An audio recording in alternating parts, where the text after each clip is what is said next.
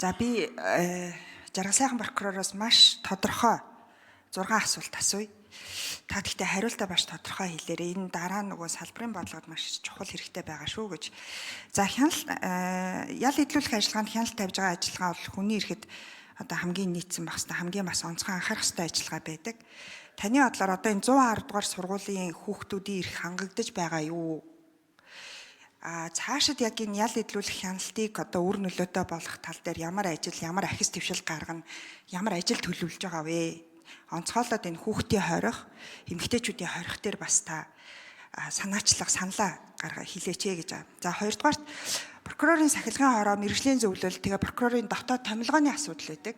Энэ өөрөө цэвэр прокурорын байгууллага өөрсдөө шийдэж хийдэг. Тэгээд бас ерөнхий прокурорын зүгээс бол үндсэндээ дүрм журмын бол баталж явдаг ийм асуудлаа. Тэгэхээр энийг цаашид хэрхэн энэ тогтолцоог өөрчлөх тийм бодол байгаа юу? Хуульчдын холбооч гэдэг юм өөр мэргэжлийн бусад байгууллагуудын оролцоотойгоор олон нийтэд нээлттэй болох ч юм уу ийм томилгооны асуудал дээр нээлттэй болох асуудал байгаа юу? За 3 дугаарт прокурорын зөвшөөрөл болоо шүүхийн хяналт тэнцвэрийн асуудал байгаа. Маш олон мөрдөн байцаах ажиллагаатай холбоотой асуудал дээр бид нар прокурорын зөвшөөрөл авдаг. Энэ юу нь явандаа бол шүүхийн хяналт руу шилжих ёстой гэж харж байгаа. Энэ дээр чухам таны байр суурь ямар байдаг вэ? Тэгэхээр энэ хяналт тэнцвэр одоогийн байдлаар бол хангагдсан гэж үзэж байгаа юу гэдэг ийм асуулт. За дөрөвдүгээрт улсын ерөнхий прокурорын өөрийнх нь баталсан маш олон дүрм журам хэм хэмжээний актууд байгаа. Ихэвчлэн хууль зүйн яамд бол бүртгүүлгүй байдгаад бид нар бол маш сайн мэдж байгаа. Тэгэхээр энэ журмуудаа та хизээ бүгдийг нь нээлттэй болгох вэ? Цаашид эдгээр энэ дүрм журмын тоог ялангуяа ерөнхий прокурорын хувьд баталж байгаа энэ журам дүрмийн тоог цөөлөх дээр ямар төлөвлөгөө байгаа вэ гэдэг. За 5 дугаарт ялын бодлого сүүлийн үед бол маш их чангарч байгаа. Тэгээ энэ өөрөө хэр үр нөлөөтэй байдгийн бол дээрэс нь сүүлийн үед одоо хөөөлцөх хугацааг ер нь бол юм л хөөөлцөх хугацаагүй болно гэдэг ийм зүйл манай улс төрчдийн зүгээс бол маш их ярьж байгаа. Тэгээ асуудал кейс гарахаар ялын бодлогыг л чангална гэдэг байдлаар нэг ийм ам хаах маягтай байна. Тэгэхээр энэ дээр улсын ерөнхий прокурорын зүгээс судалгааны хувьд яг энэ асуудал дээр ямар байр суурьтай юм судалгаанууд нь хийгдсэн бол судалгааг нь хөрвүүлж өгөөч гэдэг ийм саналтай байгаа. За тэгээ хамгийн сүүлд угаарын хий хордлогод өртөж нас орж байгаа маш олон иргэдийн асуудал байгаа. Саяхан сонсгол болоод дууссан. Тэгээ яг энэ угаарын хий хордлогод өртөөд нас орж байгаа иргэдтэй холбоотой асуудлаар шалтгаан нөхцөлийн талаар тодруулж би улсын ерөнхий прокуророор албан бичиг явуулсан боловч одоо бараг саргаар одоо бараг 2 сар болж байна. Ерөөсөө хариу нь ирээгүй байгаа. Тэгээ ер нь яг энэ угаарын хий хордлогод өртөж нас орж байгаа иргэдийн энэ асуудал нөхцөл байдалтай холбоотой шалтгаан нөхцөлийн талаар танай байгууллага дээр судалгаа хийгдчихсэн үү? Хийгдэхэр төлөвлөж байгаа юу гэдэг ийм асуулт асууя. Тэгэхээр энэ бол яг цэвэр маш тодорхой асуултууд учраас тодорхой хариулаарай гэж хүсье. За, жаргал сайхан прокурор хариулт өгье. Ажлыг хэсгийг 9 дугаар микрофон. За, гишүүний асуултанд хариулъя. Та сая 111 гэдэг их л тодорхой тоо байрыг хэлж байна. Уулын тэр тоог ер нь огт хэлдэггүй юм. Тэр байрлалын тоог. Бид нар бол шинээр баригдсан байрлал гэж хэлдэг. За өнөөдөр 29 хүүхэд ял эдэлж байна. За энэ дээр прокурор өөрийнхөө ял эдлүүлэх ажиллагаанд хяналт тавьдаг чиг үүргээ хэрэгжүүлж ажиллаж байгаа.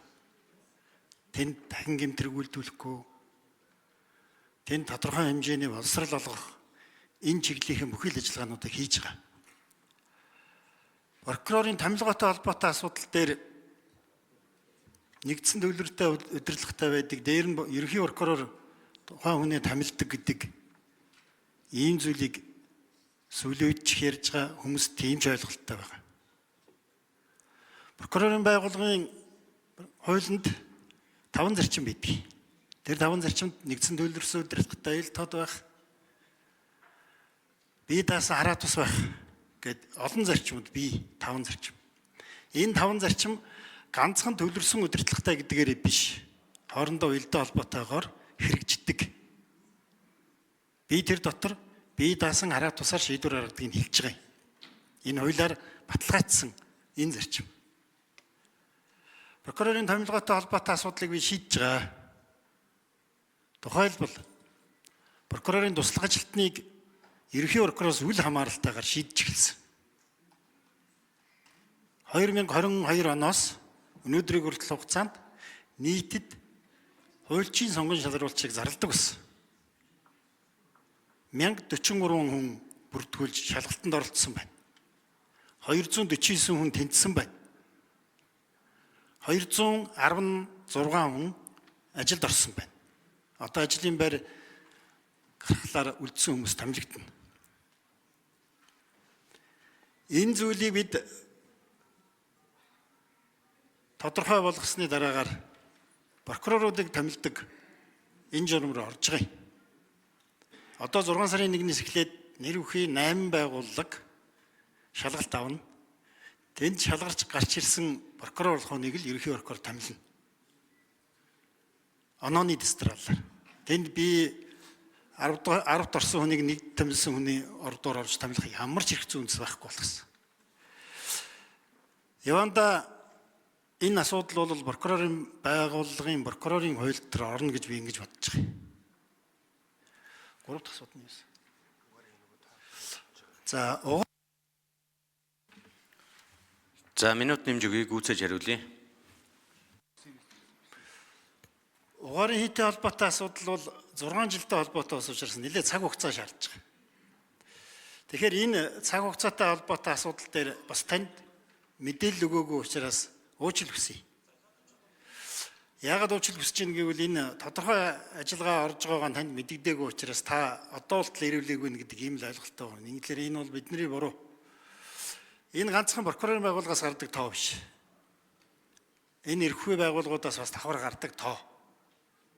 Тэм учраас энэ цаасан баримтан дээр тулгуурласан энэ тоо баримтууд гараад одоо дуусч байгаа. Удахгүй тань дээр энэ мэдээлэл ирнэ. Дараагийнх нь бас.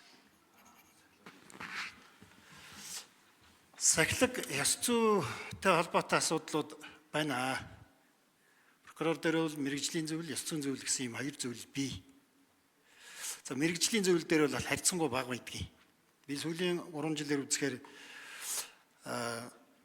2022 онд 2, 2022 онд 2, 2023 онд 3, 24 онд 2 хүн мэрэгжлийн зөвлөлөөр орсон. Тодорхой дүгнэлтүүд гарсан. Ёс зүйтэй холбоотой асуудлууд бол харин байна. 2022 онд 106, 23 онд 122, 24 онд 116 хүн ёс зүйд өртсөн гэсэн дүгнэлт гарч арга хэмжээ авагдсан. Энэ 25 оны 1 сарын байдлаар бол 28 хүн одоо арга хэмжээ авагдсан. Ёс зүйн зөвлөлийн дүгнэлтээр ганцхан ерхий прокурор арга хэмжээ авдаг биш. Энэ цаашаа гомдол гарахтаа шүүхэр шийдэгддэг ийм асуудал.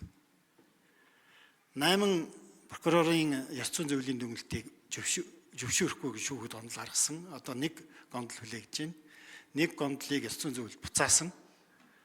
Бусд нь одоо ёс зүйн зөвлөлийн дүгнэлт үндэстэй байна гэж шүүх шийдсэн. Харьцангуй одоо энэ бол ерхий прокуророос хамааралгүй бас шийдэгддэг ийм асуудлаа. Дараагийнх нь.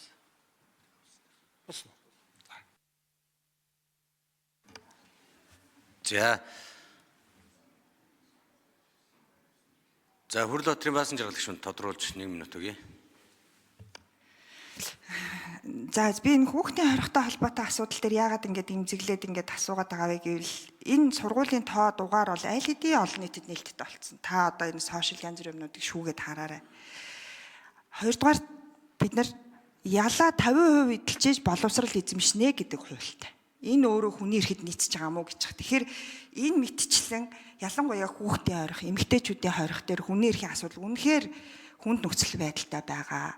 Одоо тэр сургуулийн одоо тэр хорих байрны шинэ барилга баригдана гэд ингээ 2 жил дамжиж байгаа. Бид нар очиж үзэхэд одоолтол барилгын ажил нь эхлээгүй л байдалтай байгаа гэд ингээд ямар байранд амьдарч байгаа, аль хэдийн агтлагдсан, нурж байгаа зөөврийн сууцнд байгаа гэдгийг та бас анхаараа цаашид ялангуяа нял хөдлөх ажиллагаанд тэр дундаа энэ хүүхэд эмэгтэйчүүдийн асуудал төр нэг анхаараад өгөөрэй гэж хүсэж байна. За тэр хамгийн сүүлийн тэр угаарын хийн хордлоготой холбоотой асуудал бол мэдээж шалтгаан нөхцөлийн талаар илүү би тодруулж асуусан байгаа шүү гэд. За тэр За үгүй л. За улсын их хурлын